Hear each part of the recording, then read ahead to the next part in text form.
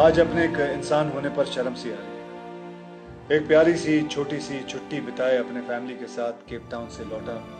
बहुत मन से आप सभी को नए साल की मुबारकबाद दी। अपनी बेटी को गोद में उठाए एयरपोर्ट से निकल ही रहा था कि टीवी पर कुछ न्यूज आ रही थी, वहां नजर पड़ी।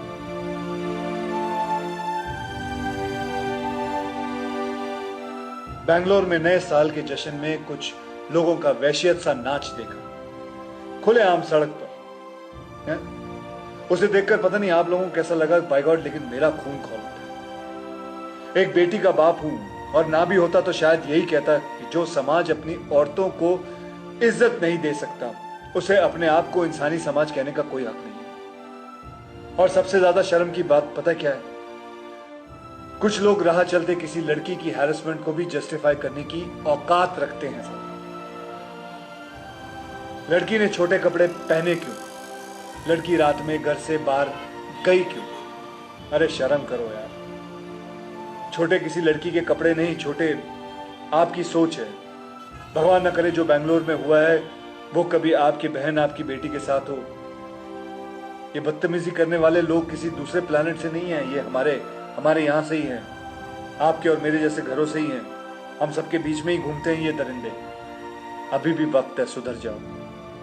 याद रखना, जिस दिन इस देश की बेटी ने पलट के जवाब दिया ना, अगर तुम्हारी अकल ठिकाने आ जाएगी। अकल ठिकाने नहीं, सुधरोगे तो बात भूल जाओ, सीधा ऊपर से धार जाओगे।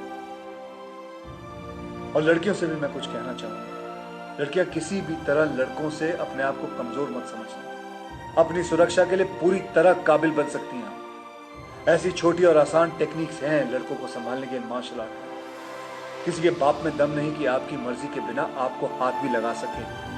आपको डरना नहीं है, आप किसी से कम नहीं है, बस अलर्ट रहो, सेल्फ डिफेंस सीखो। और हाँ, अगली बार आपके कपड़ों पे आपको कोई ज्ञान देने की कोशिश करे ना, तो उसे कहना कि अपनी एडवाइस को अपने पास रखें and mind your own business. Thank you. जय हिंद।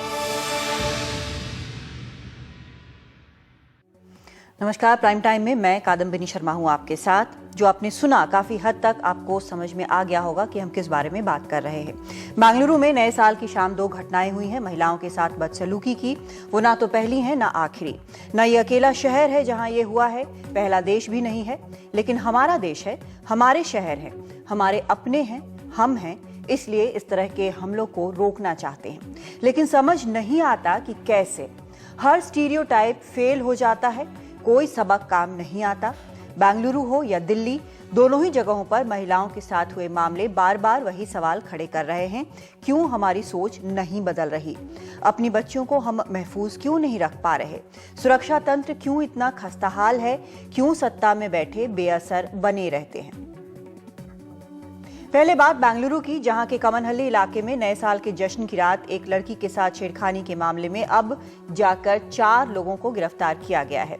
इस घटना का सीसीटीवी वीडियो वायरल होने के बाद ही पुलिस हरकत में आई।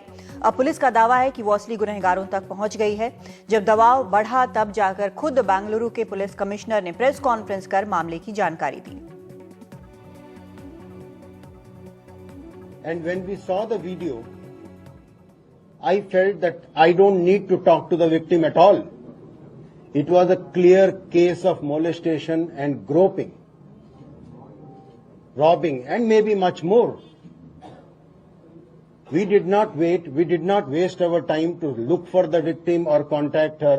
We suo moto registered the case because what had been shown on the video convinced us beyond all possible doubt that this was a heinous crime. We registered the case on 3rd, and I'm glad to announce that we have successfully arrested 4 persons out of total 6 persons who were involved in this heinous act. तो यहाँ 4 की गिरफ्तारी हुई है। इस बीच बेंगलुरु के brigade road पर हुए मास मॉलेस्टेशन को लेकर पुलिस कार्रवाई पर सवाल उठ रहे हैं। इस मामले में अब तक किसी की गिरफ्तारी नहीं हो पाई है। इधर कर्नाटक सरकार 2 महीने में शहर में 550 सीसीटीवी कैमरे लगाने की बात कह रही है। नए साल के जश्न के दौरान महिलाओं के साथ छेड़छाड़ और फिर ये सीसीटीवी फुटेज, जिसमें एक महिला के साथ 2 लोग 20 सड़क पर छेड़छाड़ करते दिख रहे हैं। ऐसे में कर्नाटक सरकार ने 2 महीने के अंदर बेंगलुरु में 550 सीसीटीवी कैमरा लगाने का फैसला किया है। हालांकि प्रोजेक्ट पूरा होने पर कैमरों की तादाद 5000 के आसपास होगी। हम 550 कैमरे 2 महीने के अंदर लगाएंगे। साथ ही साथ महिला पुलिसकर्मियों की संख्या 5% से बढ़ाकर 20% तक कर देंगे। इन सब के बीच अब भी ब्रिगेड रोड पर हुए कथित मास मोलेस्टेशन को लेकर पुलिस को कोई कामयाबी नहीं मिली है। तकरीबन 50 सीसीटीवी कैमरों के फुटेज खंगालने के बावजूद ऐसा कोई वीडियो अब तक नहीं मिला है जिससे आरोपों की पुष्टि हो। हमने अपनी तरफ से जांच शुरू की है, लेकिन मैं मीडिया से अपील करता हूं कि वो इस मास मोलेस्टेशन के कोई भी वीडियो हो या पिक्चर्स हो तो हमें दें ताकि जांच को आगे बढ़ाया जा सके। सरकार ने शहर को और सुरक्षित बनाने के लिए सीसीटीवी कैमरे का जाल बिछाने का फैसला किया है। इसके साथ साथ कुछ ऐसी कोशिश भी होनी चाहिए ताकि लोगों में कानून के लिए सम्मान बढ़े, साथ ही साथ कानून का डर भी और कन्विक्शन रेट भी। बेंगलुरु से निहाल किदवई, एनडीटीवी इंडिया। वैसे नए साल के जश्न की रात बेंगलुरु ही नहीं बल्कि दिल्ली में भी छेड़खानी की घटनाएं हुई। दिल्ली के मुखर्जी नगर इलाके में एक लड़की को परेशान कर रहे लोगों को जब पुलिस ने रोका तो उन लोगों ने पुलिस पर ही हमला कर दिया। शुरुआती जांच के बाद पुलिस को पता चला है कि जिन पर आरोप लग रहा है वो नौकरी के लिए इम्तिहानों की तैयारी कर रहे हैं और आसपास के ही इलाकों में पीजी या हॉस्टल में रहते हैं। पुलिस के मुताबिक ये शनिवार की बात है जब कुछ लोगों ने जो नशे में थे पुलिस पर हमला किया। 4 लोगों के घायल होने की खबर है।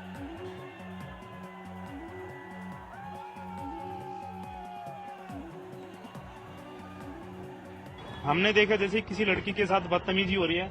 सबसे फ्रंट में थे मैं और मेरे एएसआई रणधीर साहब।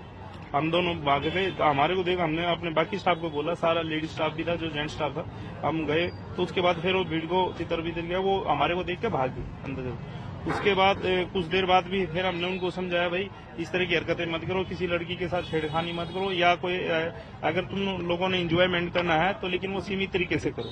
ऐसा नहीं किसी को ट्रैफिक को कोई प्रॉब्लम ना करो, आती जाती लड़कियों पर किसी तरह की कोई ऐसी दिक्कत पैदा मत करो जो कल को तुम्हारे लिए भी दिक्कत हो। ठीक। उसके बाद 4-4, 5-5 का ग्रुप आता है। आगे उससे आगे चावला रेस्टोरेंट है। चावला रेस्टोरेंट की तरफ से फिर 2-4 पत्थर आते हैं। हम थोड़ा एक साइड हो जाते हैं।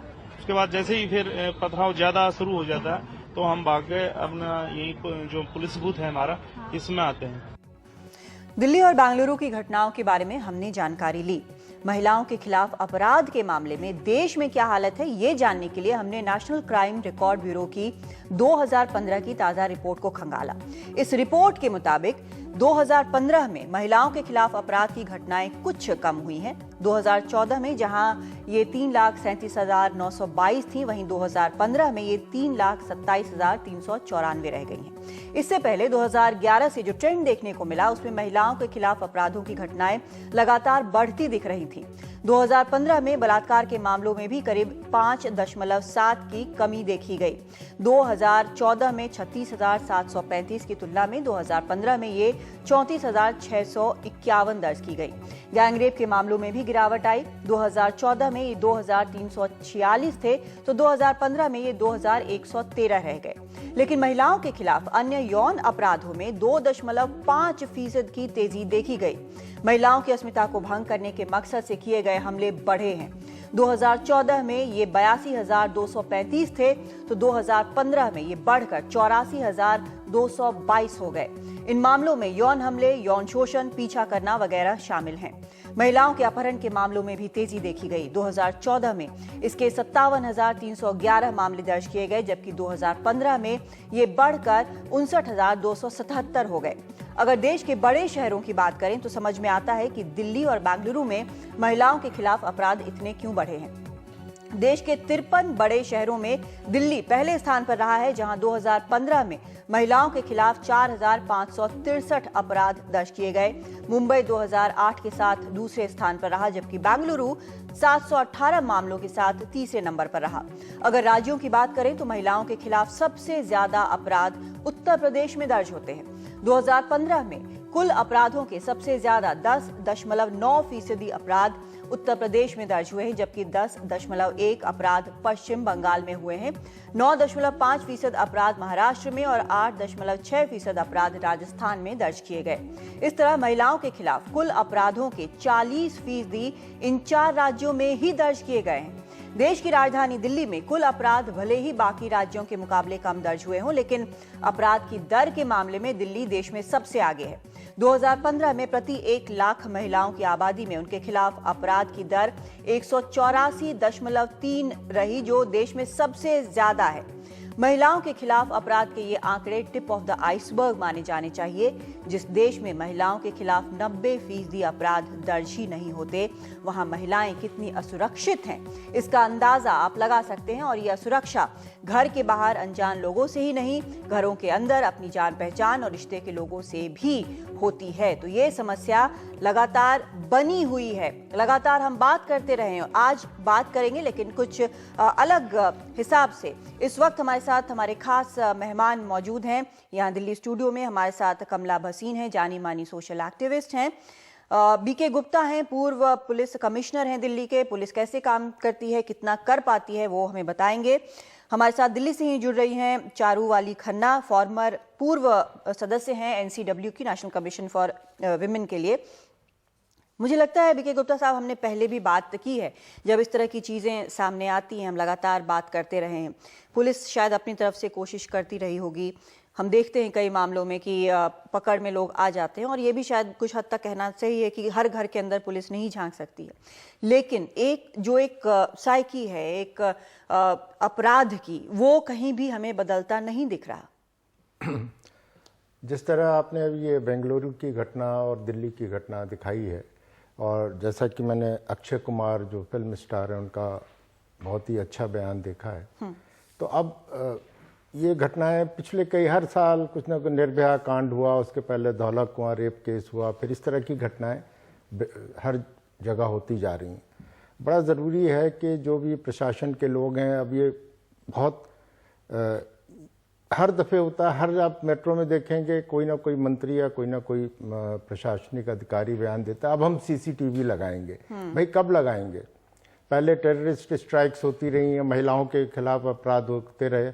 कम से कम जितनी मेट्रो सिटीज़ हैं, जो भी मेन शहर हैं, वहाँ सीसीटीवी नेटवर्क का जाल तो बिछाइए, जिससे कि इस तरह के जो अपराध करने वाले हैं वो थोड़े से भयभीत भी हों, और अगर किसी तरह की घटना हो भी जाती है तो उनको पकड़ने में पुलिस की मदद हो सके।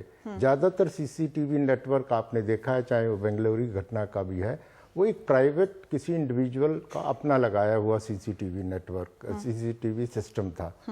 सरकार की तरफ से बहुत ज़रूरी है कि सारे शहरों में, ख़ासतौर से मेट्रो सिटीज़ में, इस तरह का सीसीटीवी सिस्टम लगाया जाए। दूसरा, जो अक्षय कुमार जी ने बात की कि अब बहुत ज़रूरी है कि महिलाओं को भी अपनी खुद की सुरक्षा का भी ध्यान रखना पड़ेगा।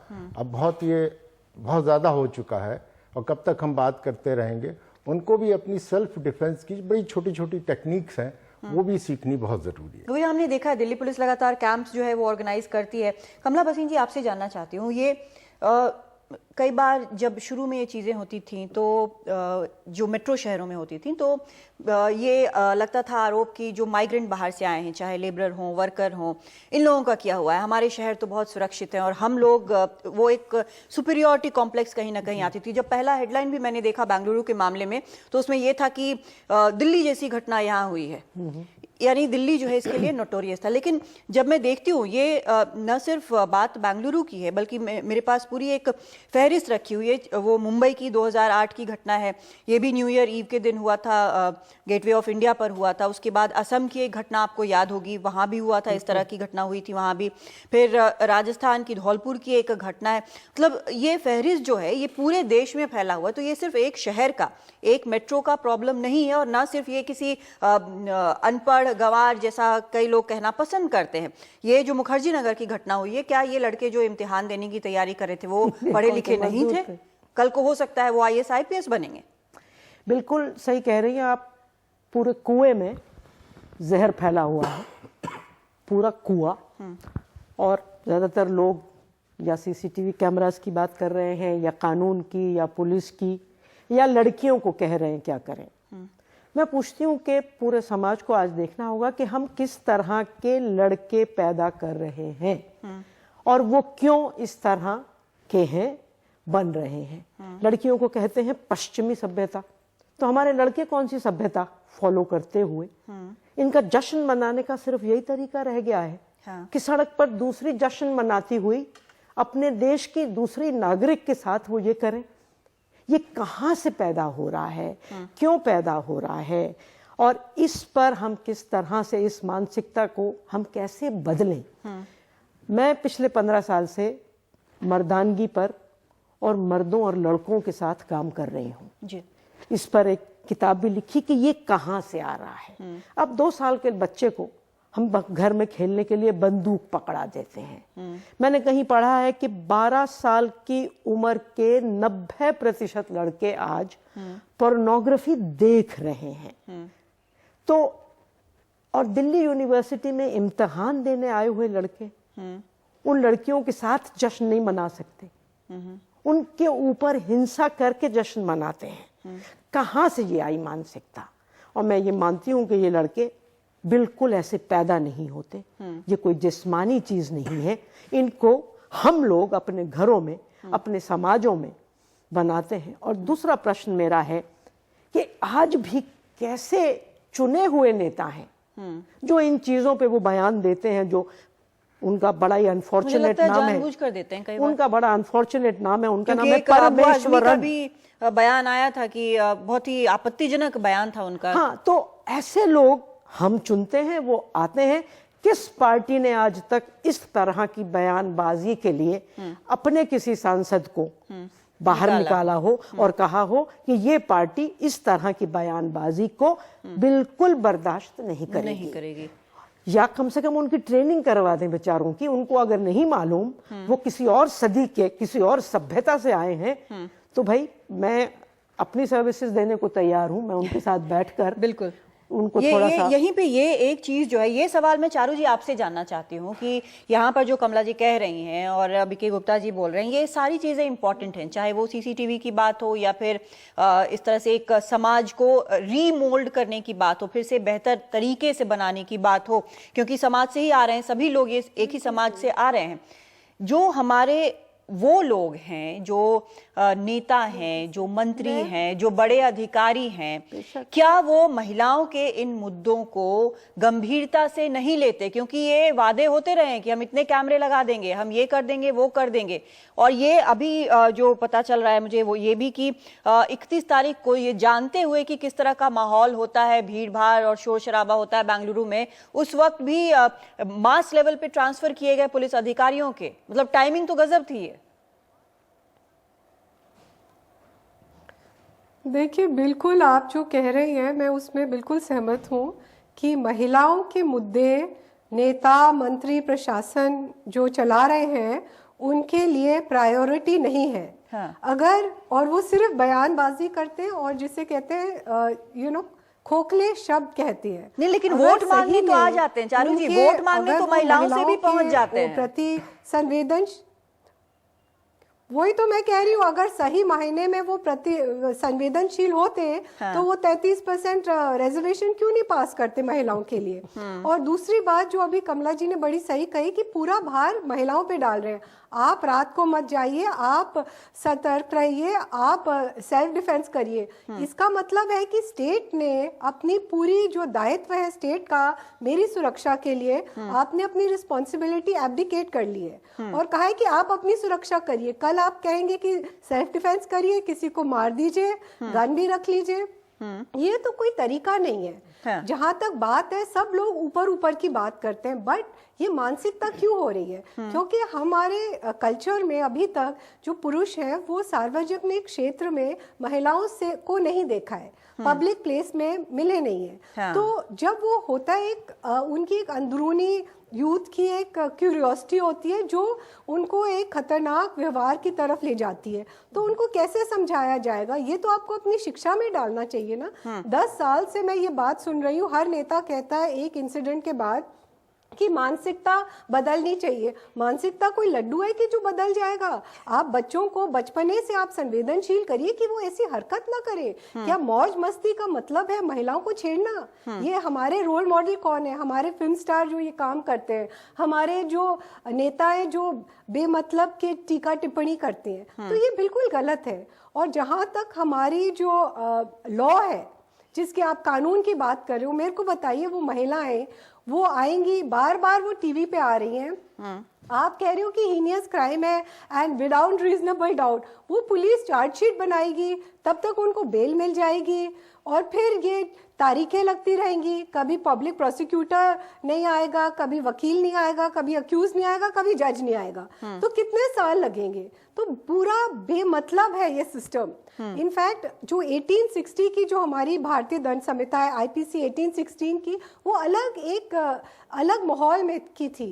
वी नीड अ लॉ, जो लॉ हमारा जो अभी कानून है वो प्रेसिडेंट वर्तमान स्थिति को नहीं एड्रेस कर पा रहा। तो हमें जैसे ये गृह मंत्रालय के पास माधव मेनन कमेटी रिपोर्ट है जो सोशल वेलफेयर क्राइम्स को अलग डील करने के तरीके बताता है, तो वो क्यों नहीं लागू करते? हम बोलते ही रहेंगे कि ये होना चाहिए, टीवी लगना चाहिए, कब लगाओगे?